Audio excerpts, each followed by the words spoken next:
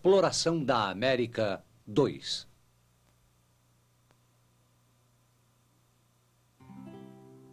A cidade do México em 1586, no auge do Império Espanhol. É uma cidade que cresce no Planalto Centro-Americano. Por toda parte se vêem construções novas. A maior parte das pessoas não nasceu ali, mas falam espanhol, uma língua europeia. Usam dinheiro europeu, rezam em igrejas católicas e alguns padres são nativos da América. Embora os indígenas se vistam mais pobremente que os europeus, em outros aspectos são muito parecidos. Vejamos agora o mesmo lugar 100 anos antes. Em 1486, a cidade do México não existe. Aqui fica Tenochtitlan, capital da nação asteca. É uma cidade de muitos canais, construídos em ilhas no meio de um lago. Não se vê um só rosto europeu. O espanhol nunca foi falado aqui. Ninguém jamais viu uma igreja europeia. O que causou essas tremendas mudanças nas Américas de 1486 a 1586?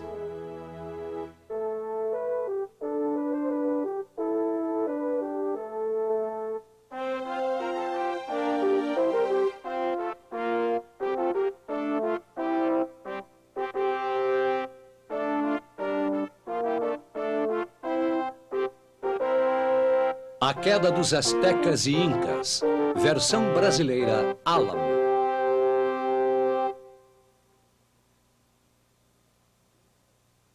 Em 1486, antes da descoberta de Colombo, floresciam duas civilizações na América Central e do Sul. Os astecas tinham acabado de conquistar o Planalto mexicano. A partir de Tenochtitlan, a capital, eles consolidaram seu poder. Baseando-se nas realizações de outros povos surgidos antes deles, os astecas criaram uma forma de escrita pictográfica que só recentemente foi decifrada. Seus calendários eram tão exatos quanto os usados na Europa. Muitos artistas astecas trabalhavam o ouro, mas para os astecas ele não tinha função monetária, como na Europa. Os astecas eram guerreiros impiedosos, que torturavam e matavam seus prisioneiros de guerra durante cerimônias religiosas. Em parte devido a esses costumes sanguinolentos, tinham feito muitos inimigos, e em breve se vingariam de maneira terrível. Enquanto isso, no sul, a civilização dos Incas se espalhara pelos Andes. A capital ficava em Cusco. Aqui vivia o Inca, misto de rei e deus solar. Tinha a seu serviço centenas de cortesãos. Estes, por sua vez, dominavam a vida de milhares de lavradores. Esse sistema rígido permitia às pessoas juntar seus recursos e coordenar os plantios e as colheitas. Em 1486, o reino Inca era uma das nações mais bem governadas do mundo. Ao contrário do Peru e do México, no Mar do Caribe não havia surgido nenhuma nação unificada. Muitas tribos pequenas habitavam essas ilhas tropicais, onde viviam da lavoura e da pesca. Algumas tribos eram pacíficas. Outras, como a dos Caribes, travavam guerra com os vizinhos. Caribes, Incas, Astecas, esses povos jamais tinham ouvido falar da Europa. No entanto, dentro de um século, europeus os aniquilariam. Em 1492, do outro lado do Atlântico, ninguém estava à procura das Américas. As nações europeias tinham a atenção voltada para o Oriente. Pouco antes, a rota comercial terrestre para o Extremo Oriente tinha sido capturada pelos turcos. Os europeus já não obtinham enormes lucros com as especiarias e sedas. Foi Colombo quem sugeriu que se poderia chegar à Ásia pelo oeste e não pelo leste, e quando ele achou terra a quase 3.000 milhas a oeste, anunciou incorretamente que tinha chegado à Ásia. Seria aquele caminho uma nova rota comercial para o Extremo Oriente? De repente, os países europeus voltaram-se para o oeste, iniciando um dos maiores programas de exploração da história. Mas o objetivo deles não era explorar as Américas. O que queriam, nos primeiros anos, era navegar para o oeste, além das Américas, e chegar à Ásia. Uma das primeiras tentativas foi a de um marujo italiano, Américo Vespúcio, em 1503. Ele publicou alguns dos primeiros mapas da costa do Novo Mundo. Em sua homenagem, e sem sua permissão, um geógrafo alemão pôs o nome de Américo Vespúcio no mapa mundi. Desde então, passou-se a chamar o Novo Mundo de América. 10 anos depois, Vasco Núñez de Balboa tentou chegar ao Oriente de outro modo. Orientado por indígenas da região, ele cruzou a pé o Istmo do Panamá, uma estreita faixa de terra que liga a América do Norte e a do Sul. Depois de uma fatigante viagem pela floresta tropical, Balboa chegou a uma praia do Oceano Pacífico. Entrando nas águas, reivindicou o oceano para a Espanha. A sorte não sorriu para Balboa.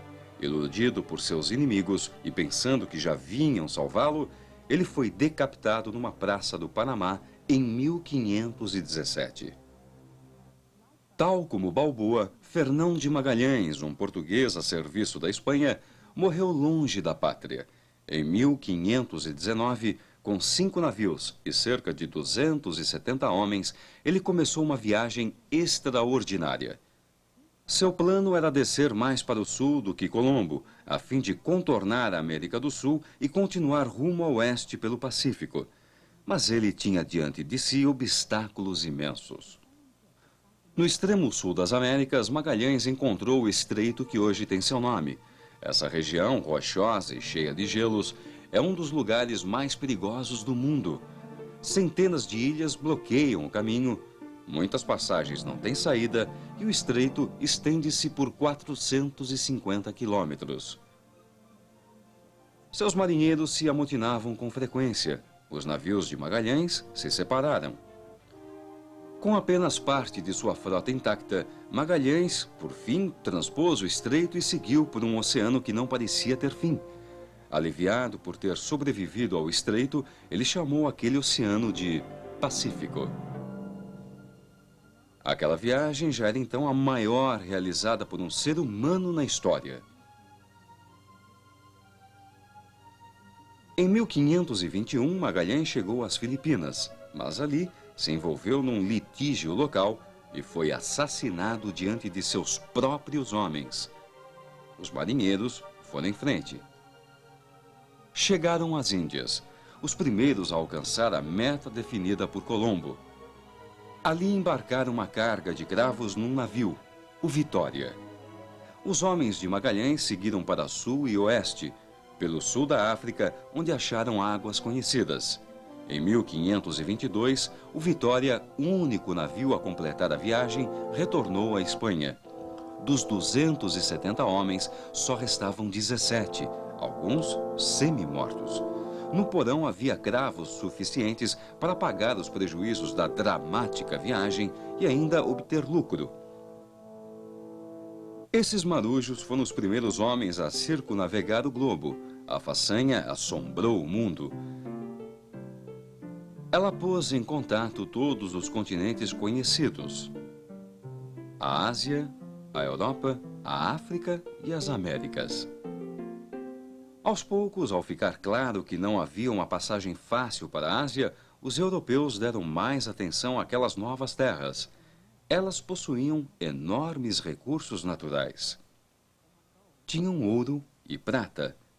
Tinham vastas extensões de solo fértil, capazes de receber grandes plantações. E tinham uma grande população nativa que poderia pagar impostos às nações europeias. Por isso, espanhóis e portugueses começaram a investir num novo tipo de exploração. Agora, ao invés de buscarem uma rota para a Ásia, os exploradores penetrariam nas Américas e tomariam posse de suas terras para a Espanha e Portugal. As primeiras colônias surgiram no Caribe, a área mais explorada por Colombo. Muitas produziam açúcar que era vendido para a Europa. No decorrer dos séculos, elas se tornariam enormes plantações de propriedade de espanhóis, holandeses, franceses e ingleses. Os astecas e incas dominavam o continente. Só depois que esses grandes impérios fossem conquistados, seria possível colonizar a América Central e a do Sul. Em 1519, Hernán Cortés e cerca de 400 espanhóis partiram para a América Central, em busca de terras de que pudessem tomar posse. Na costa, nativos falaram a Cortés de um grande reino a oeste, dominado por um povo chamado Astecas. Recrutando nativos de tribos inimigas dos astecas, Cortés e seu exército marcharam para o oeste, penetrando no Vale do México. E ali descobriram Tenochtitlan, uma cidade de colossais edifícios que se erguiam das águas, todos feitos de barro e pedra. Na cidade, o rei Montezuma esperou que chegassem. Há quem creia que ele julgava os espanhóis deuses e não mortais. Logo, as relações entre Cortés e Montezuma se tornaram hostis. E rompeu a guerra, e os astecas encurralaram o exército de Cortés na cidade. Quando os espanhóis tentaram sair da cidade, os atacaram. Foram tantos os mortos de ambos os lados que o episódio é chamado de Noite Triste.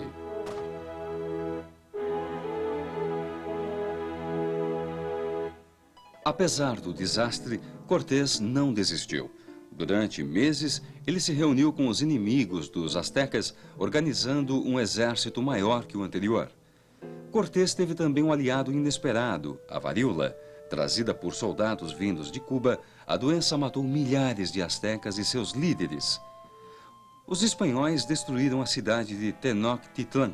Num sítio de 90 dias, arrasaram seus edifícios e usaram os escombros para aterrar os canais. Deram então ao lugar o nome de Cidade do México. Tenochtitlan, a cidade dos canais, não existia mais. Cortés despachou o tesouro de Montezuma para a Espanha, mas quase ao fim da viagem, o tesouro foi roubado por piratas franceses. Depois de tanta morte e destruição, nada de valor chegou à Espanha. E agora, o ritmo da exploração e colonização se acelerou. Em 1530, Francisco Pizarro partiu da Espanha rumo ao Panamá, a fim de chefiar uma expedição ao interior da América do Sul. Se Cortés tinha sido delicado e hábil, Pizarro foi brutal e sanguinolento. Quando terminada sua missão, ele teria conquistado um império maior que a dos astecas, com metade dos homens. Usando informações colhidas em visitas anteriores, Pizarro levou suas forças até os Andes, até o Império dos Incas. Pizarro sequestrou o rei, mas prometeu libertá-lo se os incas lhe dessem um quarto cheio de ouro. Os incas concordaram e reuniram um dos maiores tesouros da história, que entregaram aos espanhóis. Mas ao invés de libertar o rei, Pizarro mandou matá-lo. Depois disso, houve pouco derramamento de sangue. O governo inca era tão centralizado que, morto o líder, todo o império desabou. Depois de Cortés e Pizarro, a Espanha colonizou a maior parte da América Central e a do Sul. Portugal fundou entrepostos menores no Brasil e várias nações competiam pelo comércio no Caribe. Nos 100 anos seguintes, os espanhóis fundaram cerca de 100 cidades no México e nos Estados Unidos, que coexistiam muitas vezes pacificamente com cidades indígenas próximas. Durante esse período, grande parte da população aprendeu espanhol e converteu-se ao cristianismo. Os imigrantes espanhóis e os nativos casavam-se entre si livremente. Poucas gerações depois, era difícil distinguir os espanhóis dos indígenas. Pelas leis espanholas, os nativos dos territórios espanhóis eram cidadãos da Espanha e não podiam ser escravizados. Por isso, passou-se a importar alguns escravos de outros territórios, como o Brasil. Mas a maioria veio da África, que tinha uma longa e triste história de escravidão. Apesar das vantagens da cidadania, a população das Américas sofreu perdas terríveis nos primeiros anos da colonização espanhola. Os maiores assassinos foram doenças europeias como a varíola, o sarampo, a gripe e a desinteria. Foi preciso cerca de 3 gerações de casamentos entre os nativos e os espanhóis para mudar o impacto das doenças europeias. Nesse intervalo, morreram milhares ou mesmo milhões de nativos. Os historiadores diziam que cavalos e melhores armas permitiram à Europa conquistar as Américas. Hoje, sabemos que foi a doença, além das armas, que contribuiu para o fim das nações americanas. Os indígenas foram as maiores vítimas da era das explorações. Na América Central e na do Sul, os grandes beneficiários foram o povo e o governo da Espanha. Em apenas um século, o investimento espanhol em viagens de exploração à América Central e do Sul foi tão lucrativo que, por algum tempo, tornou a Espanha a nação mais poderosa do mundo.